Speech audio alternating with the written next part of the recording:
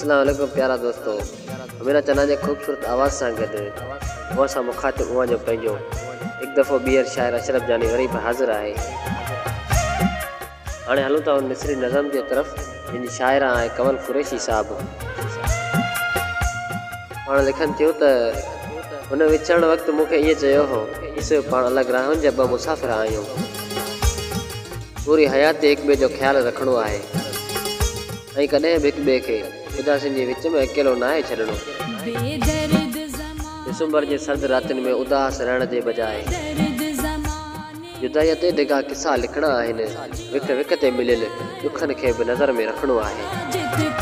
ऐं जॾहिं मां मोटी ईंदसि पंहिंजे वीरान थियल ॻलनि ते मिठियूं ॾेई खेनि बहार करे छॾींदसि। विछड़ण वक़्तु हुन मूंखे अलाए छा छा त चयो हो, ऐं हा हाणे हुनखे बि ईअं ई चवंदो हूंदो।